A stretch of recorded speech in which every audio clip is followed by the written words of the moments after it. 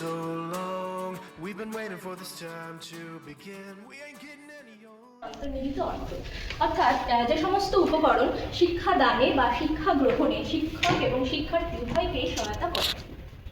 আমাদের সময় আমাদের টিচাররা শুধুমাত্র রিডিং পড়ানোর মাধ্যমে আমাদের শিক্ষাদান করতেন এবং সেখানে আমরা বইয়ে দেওয়া কিছু ছোটোখাটো ছবি দেখে সেই বিষয়টি বোঝার চেষ্টা করতাম এবং বিষয়টি কিছুদিন পরে হয়তো ভুলেও যেতাম। কিন্তু বর্তমান শিক্ষা ব্যবস্থা হচ্ছে শিশুকেন্দ্রিক শিক্ষা ব্যবস্থা, যেখানে রয়েছে শিশুদের বিভিন্ন অ্যাক্টিভিটি রয়েছে এবং শিক্ষাদানের সময় বিভিন্ন রকম উপকরণ যেখানে ব্যবহার করা হয়ে থাকে, যাতে বিষয়টা সহজে তাদের সামনে উপস্থাপন করা যায়, বিষয়টি আরও প্রাণবন্ত হয় এবং তারা খুব সহজে বিষয়টি আত্মস্থ করতে পারে এবং দীর্ঘস্থায়ী যাতে তাদের বিষয়টি মনে থাকে।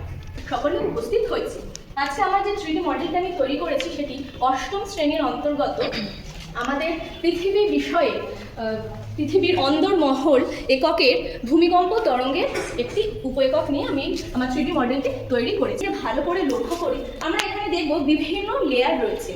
এখানে পৃথিবীর অভ্যন্তরেও কিন্তু ঠিক এই পেঁয়াজের স্তরের মতোই বিভিন্ন স্তর কিন্তু উপস্থিত রয়েছে এবং প্রতিটি স্তরে কিন্তু বিভিন্ন ঘনত্ব এবং বৈশিষ্ট্য সম্পন্ন হয়ে থাকে। ভূতাত্ত্বিক বিজ্ঞানীরা অগ্ন্যুৎপাত এবং ভূমিকম্প তরঙ্গের গতিবিধি লক্ষ্য করে পৃথিবীর অভ্যন্তরে 3টি প্রধান স্তরের কথা তারা উল্লেখ করে।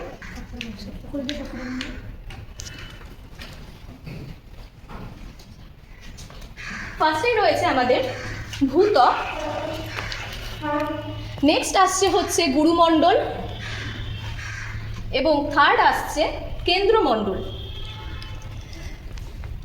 এই প্রতিটি স্তর বিভিন্ন ঘনত্ব এবং বৈশিষ্ট্য সম্পন্ন হয়ে থাকে। এবার আমরা যদি এই ভূত্বককে একদম ভূত্বক থেকে একদম কেন্দ্র পর্যন্ত যদি আমরা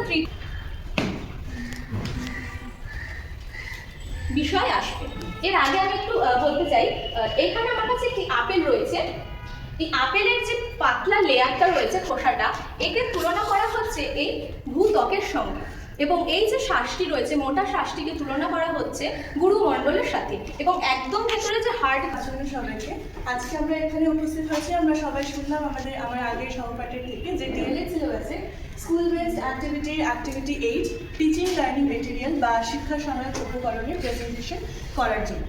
আচরণ বলতে আমরা বুঝি যে সমস্ত উপকরণের সাহায্যে আমরা পাঠদানকালে শিক্ষার্থীরা বেশি আগ্রহ পায় এবং তাদের বিমূর্ত ধারণাগুলি মূর্ত ধারণাতে পরিণত হয়, সেগুলি হচ্ছে শিক্ষা সহায়ক উপকরণ। আমাদের সময় যেরকম আমার আগে সহপাঠী বললো যে শুধুমাত্র বই দেখে পড়ানো হতো, রিডিং দেখে পড়ানো হতো এবং ছবি দেখে সেগুলো আমরা দেখতাম, হয়তো ছবি দেখতাম কিন্তু সেটা আসলে কেমন হয় সেটা আমরা বুঝতে পারতাম না। এখন নতুন শিক্ষা ব্যবস্থা অনুযায়ী শিক্ষা সহায়ক উপকরণের সাহায্যে শিক্ষার্থীদের শিক্ষাদান করানো হয়, তার সাহায্যে শিক্ষার্থীদের কিছুটা হলেও স্পষ্ট ধারণা নিয়েছি। পশ্চিমবঙ্গ মধ্যশিক্ষা পর্ষদের ক্লাস 8-এর পরিবেশ এবং বিজ্ঞান বইয়ের জীবদেহের গঠন চ্যাপ্টারের মধ্যে থেকে প্রাণী কোষের ত্রিমাত্রিক মডেল হিসেবে। তো প্রাণী কোষের ত্রিমাত্রিক মডেল বলতে আমরা প্রথমেই জেনে নিই প্রাণী কোষটা কি জিনিস।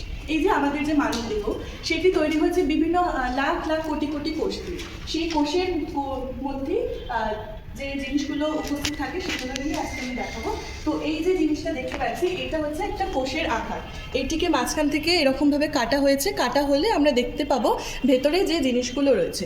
তো আমাদের যে প্রাণীদেহের যে কোষ হচ্ছে এক কথায় আমাদের প্রাণীদেহের একটি গঠনগত একক। এই এককের সাহায্যে যে কোষগুলো তৈরি হয় সেগুলো দিয়ে আমাদের শরীর গঠন হয়।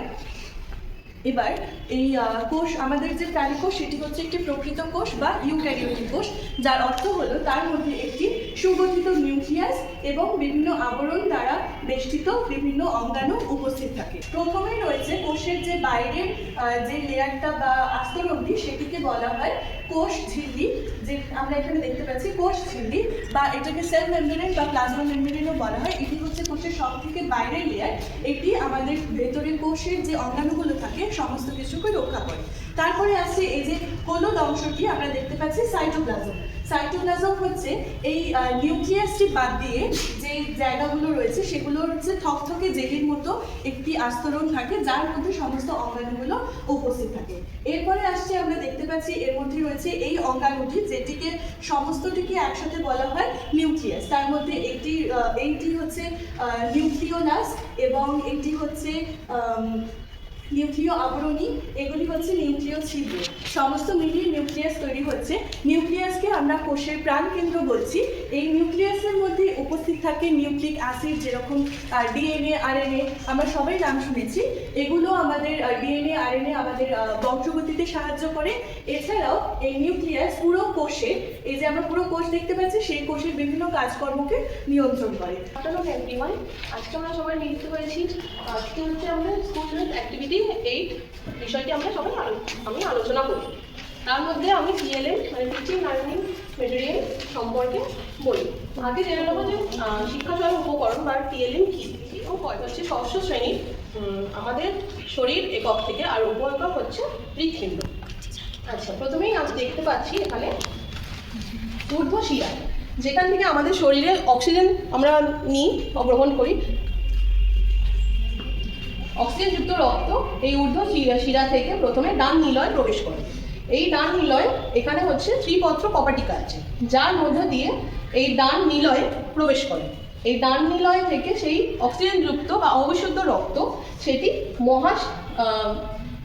ফুসফুসে ধমনী দিয়ে সেটা ফুসফুসে ধমনী দিয়ে ফুসফুসের মাধ্যমে ফুসফুসে গিয়ে পৌঁছাচ্ছে।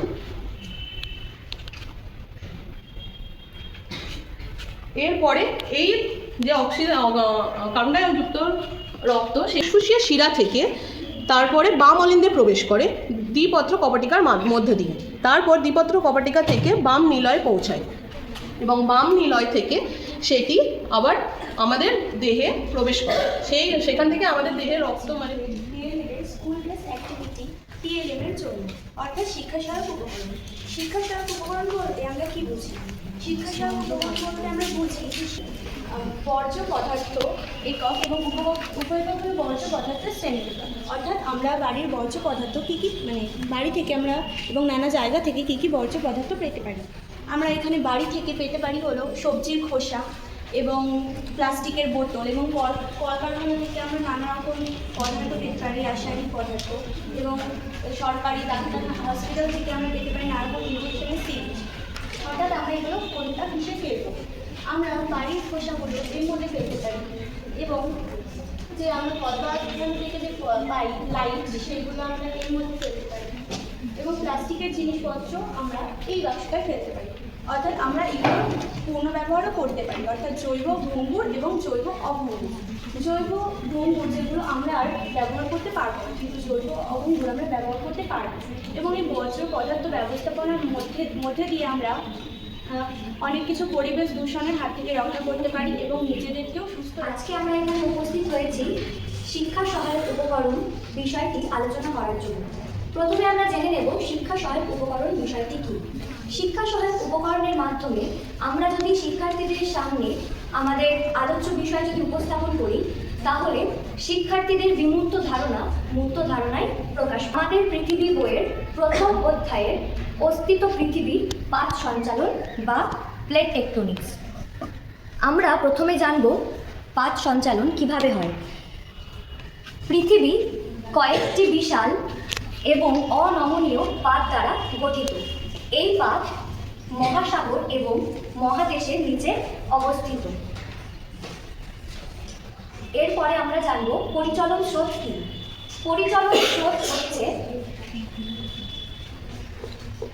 পরিচলন স্রোত হচ্ছে পৃথিবীর উত্তপ্ত এবং গলিত ম্যাগমা যখন পৃথিবীর উত্তপ্ত এবং গলিত ম্যাগমা পরিচলন স্রোতের মাধ্যমে ঘুরতে থাকে। এখন আমরা জানব পাত সঞ্চালন কেন হয়। অভ্যন্তরীণ উত্তাপ। পৃথিবীর ভূ অভ্যন্তরে কেন্দ্র থেকে যে উত্তাপ সৃষ্টি হচ্ছে তার দ্বারা গুরুমণ্ডলের শিলাস্তর উত্তপ্ত হয়ে উঠছে এবং সেটি ওপরে উঠে আসছে, এবং সেই শিলাস্তর ঠান্ডা হয়ে যাওয়ার পরে নিচে নেমে আসে। এবং মহাকর্ষীয় টান। পৃথিবীর ঘনত্বের ভিন্নতার কারণে এই পাত সঞ্চালন হয়ে থাকে। আমরা এখানে দেখতে পাবো যেই পাতটি তুলনামূলক হালকা সেই পাতটি চাপের কারণে নিচে নেমে আসে এবং যেই পাতটি তুলনামূলক ভারী সেটি পাতের উপরে উঠে আসে। পাতের নিচে নেমে যাওয়াকে বলা হয় সাবডাকশন এবং পাতের উপরে চলে যাওয়াকে বলা হয় আমরা সবাই এখানে এসে উপস্থিত হয়েছি আজকে আমাদের স্কুল বেসড অ্যাক্টিভিটি।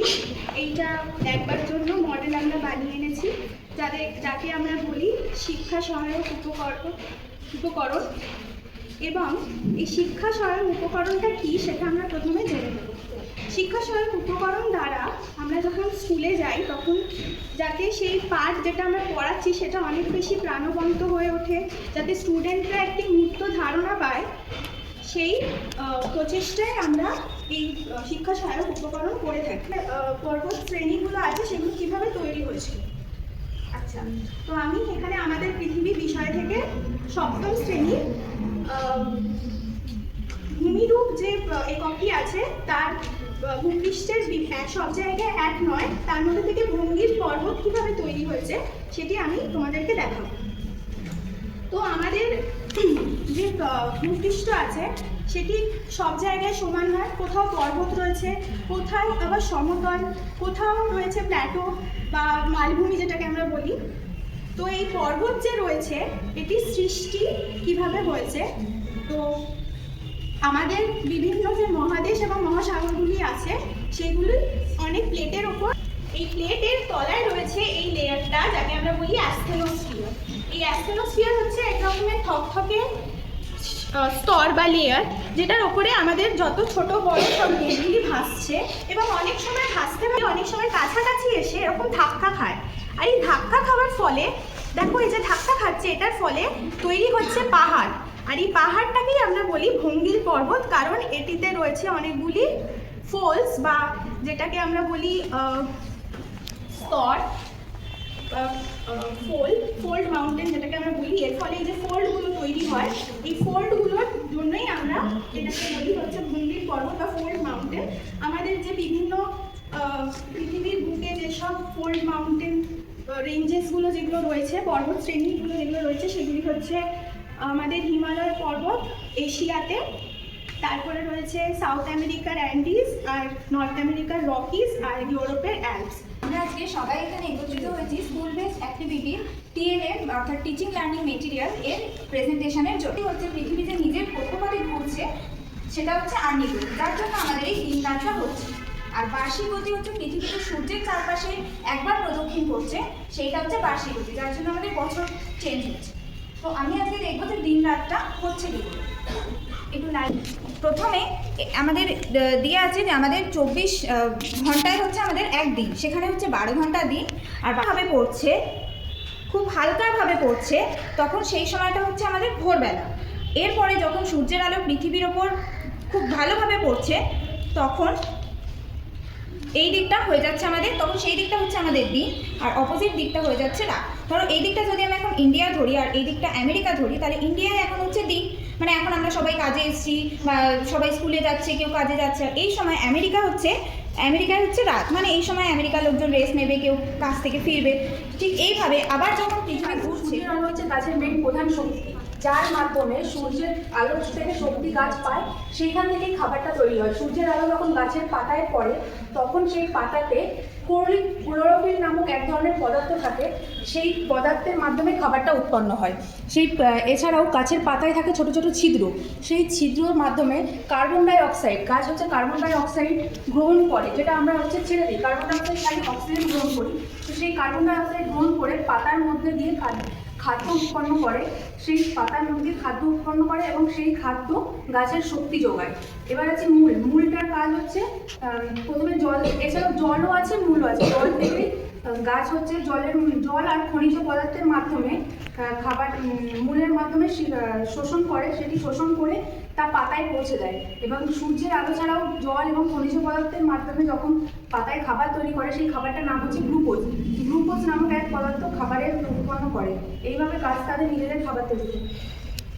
এই দর্শনযোগ্য শিক্ষা সহায়ক উপকরণটি আমি বেছে নিয়েছি পঞ্চম শ্রেণীর আমাদের পরিবেশ বিষয়ে আকাশ ও পরিবেশ এককের চন্দ্রগ্রহণ উপলব্ধি।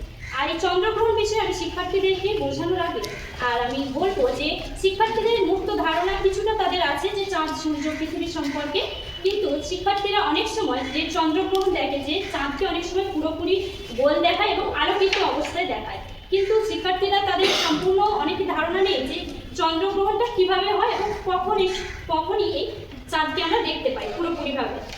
কখন দেখতে পাই? যখন পৃথিবী এবং চাঁদ সূর্যের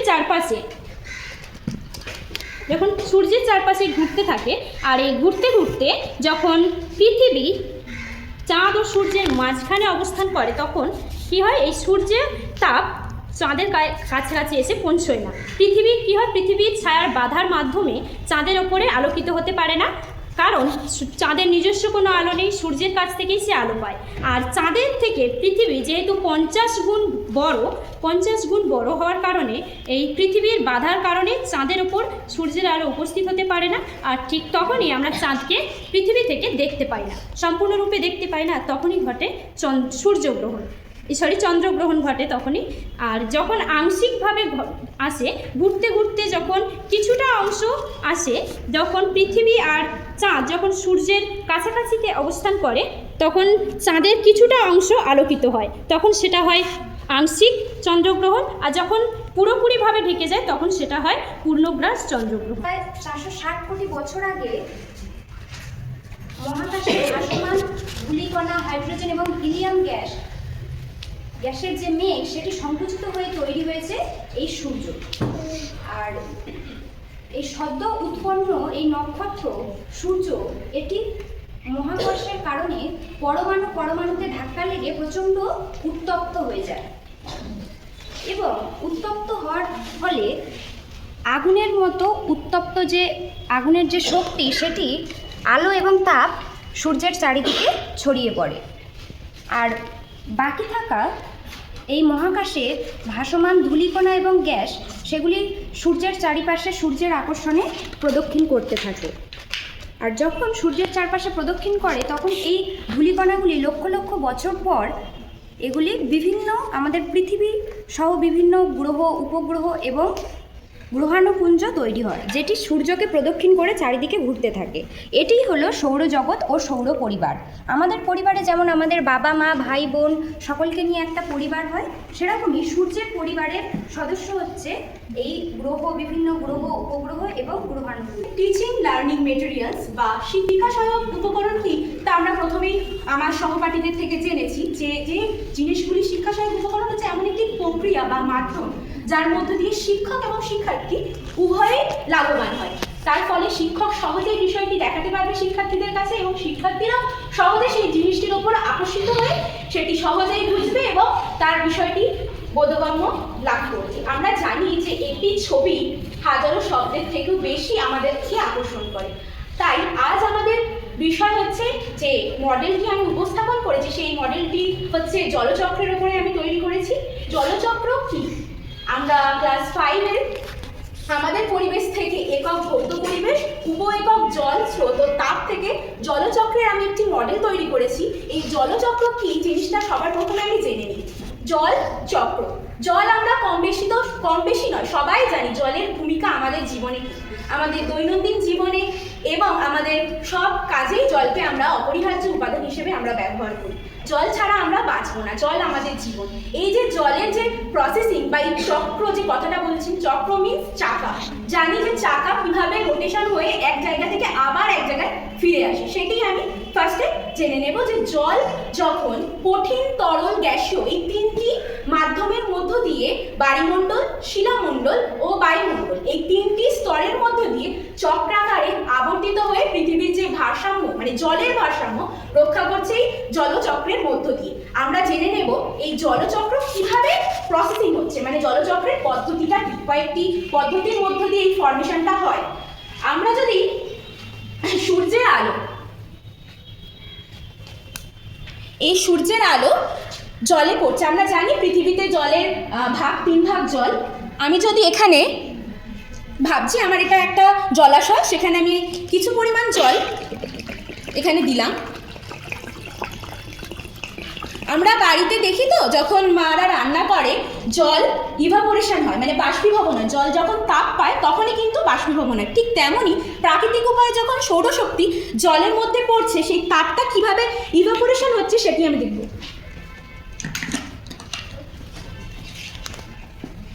করতে বলবো একটু দেখানোর জন্য। এই যে সূর্যের তাপটা পড়ছে, তাপ পেয়ে জল কিভাবে বাষ্পীভবন হচ্ছে। এই যে বাষ্পীভবনটা হচ্ছে, দেখতে পাচ্ছি একটা ধোঁয়া সৃষ্টি হচ্ছে। আমরা এগুলি কিন্তু খালি চোখে দেখতে পাই না অনেক সময়, তাই তো? সেই জন্য আমি কিছু ইলেকট্রনিক্স ডিভাইসের মাধ্যমে আমি দেখাতে চেষ্টা করেছি আমার শিক্ষার্থীদের কাছে যে এইটা ইভাপোরেশন হয়ে যখন ওপরের দিকে উঠে যাচ্ছে তখন কি হচ্ছে না বাষ্পীভবন হচ্ছে। এই বাষ্পীভবন আমরা যখনই দেখবো যে আমাদের উচ্চতা বাড়ছে তখনই কি হচ্ছে উষ্ণতা কমছে। উষ্ণতা কমতে কমতে যখন একটা বাষ্পীভবনটা কি হচ্ছে না ঘনীভূত হচ্ছে। আমরা তো দেখি ওপরে কোনো কিছুই থাকে না, নিচের দিকে পাহাড়ে আমি একটি কাল্পনিক যদি রেখা ধরি যে এই বরফটা জমে আছে, এটা কাল্পনিক রেখা, এটাকে বলা হয় হিমরেখা। হিমরেখা যখন এই মেঘের কাছে গেল তখন কি হয়, অনেক সময় পাহাড়ের গায়ে ধাক্কা লাগে এবং যখন বড় জল মানে মেঘের সৃষ্টি হয় তখন এই জলকণাগুলো অর্ধক্ষেপণ বা প্রেসিপিটেশন বা বৃষ্টিপাত রূপে নিচের দিকে চলে আসছে। তখন কি হয়, এই অর্ধক্ষেপণের আবার কয়েকটি ভাগ রয়েছে, শিশির, তুষার বা ওই যে কুয়াশা, সেগুলো আমরা দেখি তো এই শীতকালে খুব কুয়াশা হচ্ছে। এই কুয়াশা কিন্তু আবার যখনই সূর্য উঠবে তখনই কিন্তু আমরা দেখতে পাই না। না কি হয়, যখন এই কুয়াশা গলে গিয়ে মানে জল হয়ে যায়, যেমন পাহাড়ে যখন সূর্যের তাপ পড়ছে তখন কিন্তু পাহাড়ের বরফ গলে গিয়ে দেখছি ঝর্ণা রূপে কিছুটা আমাদের যে জলাশয় রয়েছে সেখানে সঞ্চিত হচ্ছে। তাহলে কি হলো, তাপে বাষ্পীভূত হচ্ছে, আবার সেই বাষ্পীভবনটা ঘনীভূত হয়ে মেঘের সৃষ্টি হচ্ছে এবং অর্ধক্ষেপণ রূপে নিচের দিকে নেমে যাচ্ছে। এই জল কিন্তু সবসময় যে জলাশয়ে গিয়ে সঞ্চিত হচ্ছে বা সংগ্রহ হচ্ছে তা কিন্তু নয়। কিছুটা এই যে প্রবাহিত যখন সমতলের উপর দিয়ে হচ্ছে এটাকে আমরা সারফেস ফ্লো বা পৃষ্ঠ প্রবাহ বলি। আর যখন সেটা ভূপৃষ্ঠের নিচেও কিছুটা জল ঢুকে যাচ্ছে তখন আমরা বলছি ইনফিল্ট্রেশন। আর এই যে সঞ্চয় যে জলটা হচ্ছে সেটা হচ্ছে সঞ্চিত জল। তাহলে আবার এই চক্রাকার যেটা হবে, এই জল জমলো, আবার তাপ পড়লো, আবার বাষ্পীভূত হচ্ছে, আবার ঘনীভূত হয়ে মেঘ সৃষ্টি হচ্ছে, আবার ভারী হয়ে গিয়ে সেখানে বৃষ্টিপাত রূপে আমাদের ভূপৃষ্ঠেতে এসে পড়ছে। এই যে প্রক্রিয়াটা কিন্তু সব সময় হতেই আছে। এই তাপ পাচ্ছে, জল হচ্ছে, আবার বৃষ্টিপাত হয়ে জল হয়ে সঞ্চিত হচ্ছে বা ভূপৃষ্ঠের নিচে চলে যাচ্ছে, আবার সেটা সূর্যের তাপে বাষ্পীভূত হয়ে ঘনীভূত হচ্ছে, ঘনীভূত হয়ে আবার আমাদের ভূপৃষ্ঠেতে চলে আসছে। এই যে আমি আগেই বললাম যে পৃথিবীতে জলের ভারসাম্য কিভাবে রক্ষা হচ্ছে না, এই চক্রাকার পদ্ধতিটার মধ্য দিয়েই কিন্তু আমাদের জলের বাষ্পীভবন, ঘনীভবন, তারপরে তাপ প্রবাহের মধ্য দিয়ে এই চক্রাকারে যে ঘটনাটি ঘটছে এটাই হচ্ছে জলচক্র। আমরা তো জানি জল তো একদিন না একদিন নিঃশেষ হয়ে যাবে। কি কারণে জলের যে এটাকে আমরা কমাতে পারবো বা এই প্রাকৃতিক উপায়ে কিন্তু এটা জলের ভারসাম্যটাকে রক্ষা করছে। আজ এমন একটি বিষয় যেখানে পাঠ্য বিষয়তে আমরা খুব সহজে আমাদের ছাত্রছাত্রীদের সামনে আমরা একটা বিমূর্ত ধারণা থেকে তাদের একটা মুক্ত ধারণায় নিয়ে আসতে পারি। পাঠ্য বিষয়ের যেগুলো থাকে হয়তো বইয়ের মধ্যে কোনো ছবি বা যে কোনো ধারণা, তারা যখন সামনে থেকে যখন ওটা দেখতে পাওয়ার সুযোগ পায় তখন সেই পড়াশোনাটা বা সেটা তাদের মাথার ভিতরে অনেক দিন থাকে, সেই পড়াটা অনেক দিন দীর্ঘস্থায়ী হয় এবং তারা বুঝতেও পারে পাঠ্য বিষয়টা তাদের কাছে অনেক সহজ হয়ে ওঠে সেই বিষয়টা জানার। তো আজকে আমি যে বিষয়টা নিয়েছি সেটা হচ্ছে ক্লাস 6-এর পরিবেশ ও বিজ্ঞান বইয়ের বল ও শক্তির এককের থেকে শক্তি শৃঙ্খলের ধারণা। শক্তি পৃথিবীতে শক্তি আমরা কোথা থেকে পাচ্ছি? শক্তি এখানে এই সূর্য শক্তিকে কাজে লাগিয়ে সবুজ উদ্ভিদ আমাদের চোখের সামনে আমরা প্রচুর ধরনের গাছপালা দেখি। সেই গাছপালা কিভাবে এই সূর্য শক্তিকে কাজে লাগিয়ে তারা সালোক সংশ্লেষ প্রক্রিয়ায় সবুজ উদ্ভিদ কী করে, তাদের খাদ্য তৈরি করে, নিজেদের খাদ্য তৈরি করে, খাবার পাচ্ছে।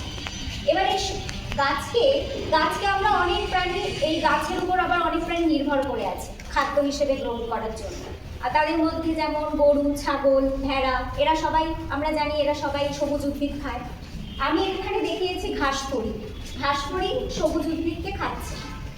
গাছ যে 100% যে শক্তিটা সে সূর্যের মাধ্যমে যে শক্তিটা সে খাবারে তৈরি করেছিল সেই 10% সূত্র, এবং তার সূত্র অনুযায়ী যে একটা প্রাণী আরেকটা প্রাণীকে যখন ভক্ষণ করছে পুরোপুরি সে পুরো শক্তিটা পাচ্ছে, কিছুটা কমে পাচ্ছে।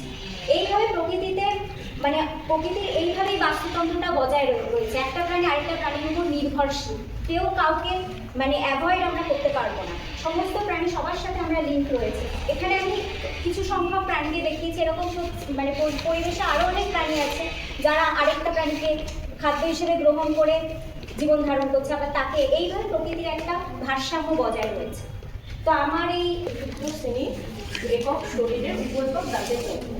দাঁতের যত্ন করানোর আগে দাঁতের সম্বন্ধে আমরা কিছু আলোচনা হবে না। একটা দুটি অংশ, সেটা হচ্ছে প্রথমে হচ্ছে যেটা উপরে যে অংশটা দৃশ্যমান থাকে সেটাকে বলা হচ্ছে ক্রাউন, আর যেই অংশটা মাড়ির ভেতরে লুকিয়ে থাকে অদৃশ্যমান থাকে মানে যেটাকে দেখা যায় না সেটাকে বলা হচ্ছে রুট বা মূল। এই পাশে চলে আসলে দেখতে পারবো যে আমাদের দাঁতের ওপরে যে সবচেয়ে সাদা অংশটা থাকে সেইটাকে বলা হয় এনামেল। আর এনামেল হচ্ছে আমাদের শরীরের সবথেকে শক্ত অংশ যা আমাদের দাঁতকে ক্ষয় হওয়া থেকে রক্ষা করে। এনামেলের ঠিক নিচেই অবস্থিত হচ্ছে ডেন্টিন, এটি হচ্ছে এনামেলের থেকে একটু নরম হয় এবং দাঁতের গঠনকে কি করেছো সামনে দেখিয়ে বলো। আমাদের পরিবেশ বইয়ের শরীর এককের অন্তর্গত যে খাবার খেয়ে সুস্থ থাকো সুষম খাদ্য পিরামিড আমি পড়েছি মডেল হিসাবে। আর সুষম খাদ্য পিরামিড হচ্ছে কি আমাদের প্রতিদিন হাত কেন দিচ্ছ, ছেড়ে দাও না, এমনি দেখিয়ে বলো। আচ্ছা, সুস্থ সবল থাকতে গেলে প্রতিদিন সুষম আহারের প্রয়োজন। তার জন্য এই সুষম খাদ্য পিরামিডের 4টি ভাগ রয়েছে। প্রথমে আমরা নিচের দিকে দেখব যে এই শর্করা জাতীয় খাদ্য রয়েছে। শর্করা জাতীয় খাদ্যের মধ্যে যে শস্য দানা যেমন ভাত, ডাল, এখানে আমি দিয়েছি মিষ্টি আলু, তারপরে এই ভুট্টা, এগুলো থাকবে সুষম আহারের প্রথম স্টেজে। আমি এখানে তৃতীয় শ্রেণীর অন্তর্গত আমাদের পরিবেশ বইয়ে তৃতীয় শ্রেণীর অন্তর্গত আমাদের পরিবেশ বইয়ের পোশাক অধ্যায়ে ঋতুবদল পোশাক বদলের জন্য শিক্ষা সহায়ক উপকরণ তৈরি করেছি। আমরা প্রধানত জানি ভারতবর্ষে আমরা প্রধানত বসন্তকাল, এই 6টা ঋতুতে নিজেদেরকে পরিবেশের সঙ্গে মানিয়ে নেওয়ার জন্য আমরা বিভিন্ন ধরনের পোশাক আশাক পরিবর্তন করে থাকি। যেমন আমরা এখন শীতকাল চলছে, শীতকালে আমরা গরম জামা কাপড় পরি, টুপি পরি, আগুন পোহাই। এছাড়া হেমন্তকালে আরামদায়ক খুব একটা ঠান্ডা খুব একটা গরম থাকে না, তাই আমরা সুতির জামা কাপড় পরি, কাঁথা পোহাই। ঠিক স্যার। এবার এই উপকরণটি তৈরির জন্য আলের ওপর তৈরি করা হয়েছে। থার্মোকলের ওপর রং দিয়ে আমি বিভিন্ন পরিবেশ বুঝিয়েছি। গ্রীষ্মকালের জন্য একটা বড় সূর্য আঁকা হয়েছে, রং দিয়েই আঁকা হয়েছে, রং দিয়ে গাছপালা আঁকা হয়েছে, তার উপর বসিয়েছি। ফিগারগুলো থার্মোকলের সপ্তম শ্রেণী থেকে মডেলটা সপ্তম শ্রেণী থেকে জলদূষণ কি আগে আমরা সেই সম্পর্কে জানবো। জলদূষণ এটা হচ্ছে পানীয় জল যেটা আমরা পান করতে সহজে ব্যবহার করে থাকি। এবার জলদূষণ হচ্ছে কীভাবে সেটা আমরা একটু দেখে নেওয়ার চেষ্টা করবো। জলে যদি অবাঞ্ছিত কোনো রাসায়নিক পদার্থ বা কোনো ময়লা মিশে যায় তখন সেই জলটি ব্যবহারের অনুপযোগী হয়ে যায়। এবার এই জলটি দূষিত হয়ে পড়েছে, যা আমরা ব্যবহারের যোগ্য নয়, যা আমরা ব্যবহার করতে পারবো না। এইভাবে জলদূষণটি হয় এবং এই জলদূষণের এই কারণগুলো আমরা এখানে দেখব। জলদূষণের অন্যতম সকল কারণের মধ্যে একটি হচ্ছে সোসাইটি ওয়েস্ট, হাউসহোল্ড ওয়েস্ট, যেখান থেকে মানে আমাদের ঘর থেকে যে মলমূত্র জলের মধ্যে ডাস্টবিন থেকে জলের মধ্যে পড়ে থাকে এবং অনেক সময় ইন্ডাস্ট্রিয়াল ডিসচার্জ থেকে অনেক রকমের কারখানা থেকে আমরা অনেক দ্রব্য যেমন জিঙ্ক, সীসা, নিকেল, ক্রোমিয়াম এই ধরনের জিনিসগুলো যখন জলে মেশে তখন জলটি অত্যন্ত ভয়ানক ক্ষতিকর হয়ে যায়, যা আমাদের পক্ষে পানীয় এবং কোনো ব্যবহারের জন্য উপযোগী নয় এবং তার জন্য অনেক যদি সেটা আমরা ব্যবহার করে থাকি সেই জল তো সেখান থেকে আমাদের অনেক রোগ সৃষ্টি হতে। আমি ক্লাস 6 আমার পৃথিবী বইয়ে সেখানে এরপর আকাশ ভরা সূর্য তারার মধ্যে কিছু উপরে মহাকাশে যেতে হলে অর্থাৎ আমরা প্রথমে জানবো যে মহাকাশ কী। পৃথিবীর বাইরে যে বিশাল মহাশূন্য আছে তাকে আমরা মহাকাশ বলি এবং পৃথিবীতে জনসংখ্যা বৃদ্ধির কারণে মহাকাশে যাওয়ার গবেষণার গুরুত্বও বেড়েছে। সুতরাং মহাকাশে যেতে গেলে আমাদের যে যন্ত্রের প্রয়োজন, এমন এক যন্ত্রের প্রয়োজন যা পৃথিবীর মাধ্যাকর্ষণ শক্তিকে ভেদ করে সোজা মহাকাশে পৌঁছাবে এবং বিভিন্ন তথ্য সংগ্রহ করে আনবে। তো বিজ্ঞানের এরকমই এক আবিষ্কার রকেট, যা সহজেই মহাকাশে পৌঁছায় এবং সেখান থেকে বিভিন্ন তথ্য সংগ্রহ করে পৃথিবীতে সরবরাহ করে। প্রথমেই আসবো, শুধু রকেটের মাধ্যমেই আমরা সেখানে মহাকাশে পৌঁছাতে পারি না। আমাদের কৃত্রিম উপগ্রহ এটা হচ্ছে ভারতের প্রথম কৃত্রিম উপগ্রহ আর্যভট্ট, যাকে মহাকাশে পাঠানো হয় এবং সেখান থেকে বিভিন্ন তথ্য, ভিডিও, ফটো এবং সেখানে আজ আমার টপিক ষষ্ঠ শ্রেণী থেকে নেওয়া বায়ু দূষণ এককে উপ-একক বিজ্ঞান। আমি এখানে একটি গ্রিনহাউস থেকে আমরা আমাদের পৃথিবীর বায়ুমণ্ডলের একটি ছোট রূপ হিসাবে দেখি। সূর্যের আলোরশ্মি যখন এই কাঁচের ভিতর দিয়ে খুব সহজেই প্রবেশ করতে পারে, কিন্তু প্রবেশ করার পর এই বাইরে বেরিয়ে আসার সময় এই কাঁচে ধাক্কা খেয়ে ভিতরে থেকে যায়, ফলে বাইরের বায়ুর তাপমাত্রার তুলনায় গ্রিনহাউসের তাপমাত্রা। পরিবেশ ও বিজ্ঞান একক হলো সৌর পরিবেশ এবং একক হলো পরিবেশ বন্ধক শক্তি, সৌরশক্তি। সূর্য যে আমাদের সমস্ত শক্তির উৎস, এই সৌরশক্তিটা সরাসরি সূর্য থেকে খাদ্য তৈরি করে, তেমনই আমরা ওই সূর্যের রশ্মিকে কাজে লাগিয়ে আমরা কীভাবে বিদ্যুৎ তৈরি করবো বা কম খরচে বা কোনো বায়ু দূষণ ছাড়া কীভাবে সূর্য শক্তিকে আমরা কাজে লাগিয়েছি সেটা আমি মডেলের মাধ্যমে দেখিয়েছি। এখানে আমি একটা স্ট্রিট লাইট তৈরি করেছি এবং একটা সোলার প্যানেল আছে, লাইট একটু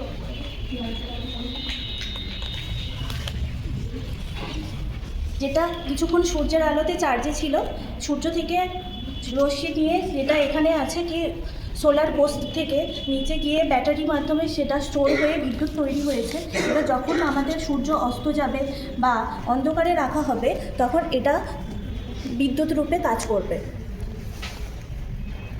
তার জন্য আমি এখানে একটি সোলার পোস্ট ব্যবহার করেছি, তার নিচে একটি ব্যাটারি ও একটি বাল্ব লাগিয়েছি। এককের উদ্ভিদ কোষ উপ-এককের মডেল তৈরি করার চেষ্টা করেছি।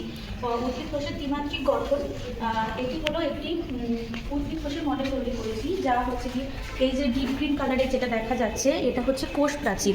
এই কোষ প্রাচীর হচ্ছে গিয়ে গাছের যে কোষগুলি, সেই কোষ প্রাচীর হচ্ছে কোষকে আকার গঠন করতে সাহায্য করে এবং তাকে সুরক্ষা প্রদান করে। মসৃণ ইয়ার, অমসৃণ ইয়ার, রাইবোসোম, সাইটোপ্লাজম, কোষ ঝিল্লি, নিউক্লিয়াস ও নিউক্লিওলাস। তো এই ত্রিমাত্রিক মডেলের আজকে আমাদের স্কুল বেস অ্যাক্টিভিটি 8-এর একটি একক রয়েছে, যেটি হচ্ছে শিক্ষা সহায়ক উপকরণ বা টিএলএ। আমি সেটি উপস্থাপন এটা বলবো নাকি কাকে বলবো? ষষ্ঠ শ্রেণীর আমাদের পৃথিবী বইয়ের একক জল, স্থল, বাতাসের উপ-একক থেকে বায়ুমণ্ডলের স্তরবিন্যাস উপ-এককটি বেছে নিয়েছি।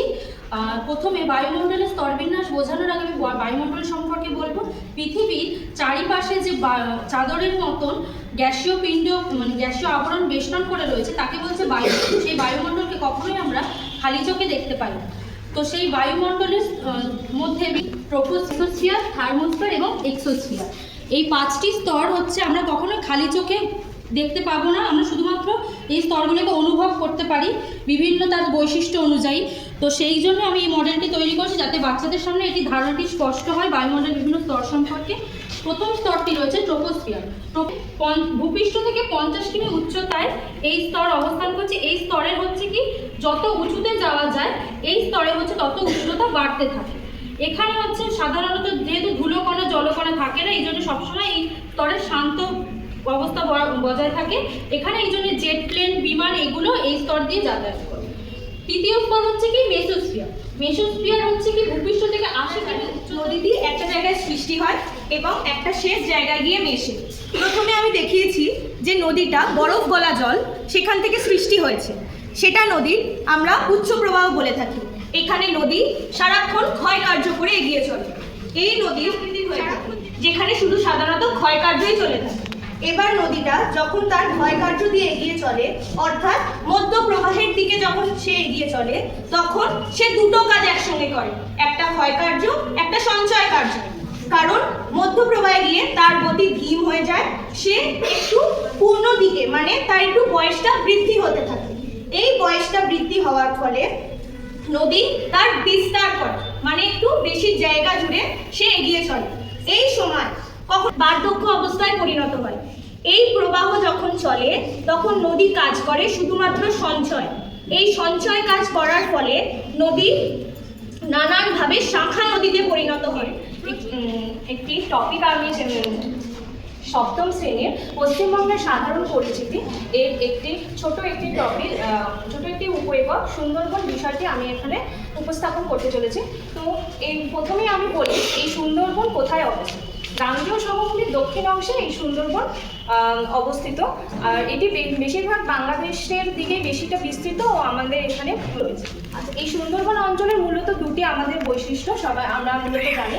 তা হচ্ছে আমাদের এখানে রয়্যাল বেঙ্গল টাইগার ও এখানে রয়েছে সুন্দরী গাছ। এই দুটো মূল বৈশিষ্ট্য আমাদের রয়েছে সুন্দরবনে। অর্থাৎ আমাদের এখানের সবচেয়ে বৈশিষ্ট্যপূর্ণ উদ্ভিদ ও প্রাণী এই দুটোই আমাদের সুন্দরবনে রয়েছে। অর্থাৎ এই শ্বাসমূল হচ্ছে, যেহেতু এখানে বঙ্গোপসাগর রয়েছে, তাই বঙ্গোপসাগর অর্থাৎ লবণাক্ত এখানকার মাটি ও মিঠা জল একসাথে মিলে এই গাছগুলি না শ্বাস প্রশ্বাস ঠিকমতো না নেওয়া। আজকে আমার টপিকে আমি যেটা করেছি আজকে টিএলএমটা মানে শিক্ষক সহায়ক উপকরণ, সেটি হচ্ছে ক্লাস 6-এর শব্দদূষণ উপকরণের শব্দদূষণ চ্যাপ্টার। প্রথমে আমরা জেনে নেব শব্দদূষণ কাকে বলে। শব্দদূষণ হচ্ছে আমাদের অবাঞ্ছিত শব্দ যা আমাদের অসুবিধা হয়, যেটি 60 থেকে 65 রেঞ্জ বোঝানোর জন্য। যেমন এই গাড়ির অতিরিক্ত হর্ন, রাস্তায় জ্যামের অতিরিক্ত হর্নের কারণে শব্দদূষণ হয়, যাতে বয়স্ক যে লোকরা আছে পরিবেশ বিজ্ঞান থেকে এই আদর্শগুলি বিভিন্ন। আমি এখানে একটা জবা ফুল এনেছি, যার মধ্যে প্রথমে বলি জবা ফুল একটি আদর্শ ফুল বা একটি সম্পূর্ণ ফুলে বলা হয়, যার 5টি স্তবক থাকে: পুষ্পাধার, বৃত্তি, দলমণ্ডল, স্ত্রীস্তবক এবং পুস্তবক। প্রথমে এখানে বলি আমরা পুংদণ্ড বুঝেছি। পুংদণ্ড মানে হচ্ছে এর ভেতরে যে অংশটি রয়েছে, এখানের মধ্যে থেকে যেটা চলে যায় অনেক কটি অংশ, এটা বলে পুংদণ্ড বা পুংকেশর। এটা হচ্ছে পরাগধানী এবং এর 5টি যে পাতা হচ্ছে এটা পুষ্পস্তবক। আর ভেতরে এখানে যে একটা রয়েছে খোলা অংশটা, এখানে আমি দেখো রেখেছি, এটা হচ্ছে গর্ভাশয়, যেটা স্ত্রীস্তবক থেকে দেখা যায়। আচ্ছা, বৃত্তি হচ্ছে এখানে যে এগুলো হচ্ছে উপবৃত্তি। যে 5টি বৃত্তির বাইরে যেগুলো রয়েছে সেগুলো হচ্ছে উপবৃত্তি এবং এটাকে বলা হয় বৃত্তি। ক্লাস 6-এর পরিবেশ বিজ্ঞান থেকে নিয়েছি ভারতের অধিবাসী থেকে আমরা ম্যাপের বিভিন্ন প্রান্তের বিভিন্ন খাবার এবং বিভিন্ন উৎসবের সম্পর্কে আমরা জানি। ফার্স্টে আমরা দেখবো নাগাদের প্রধান খাবার হলো ভাত এবং সেদ্ধ শাকসবজি, এবং নাগার প্রধান উৎসব হলো হর্নবিল, যা আমরা ডিসেম্বর মাসে পালিত হতে দেখি। এরপরে আছে বাঙালিদের প্রধান উৎসব হলো দুর্গাপুজো, আর বাঙালিদের প্রধান খাদ্য হলো ভাত, ডাল, রুটি। এরপরে আসি তামিলদের প্রধান উৎসব হলো পঙ্গল, এবং তামিলদের প্রধান খাবার হলো ধোসা, ইডলি, সাম্বার, চাটনি ইত্যাদি। এরপরে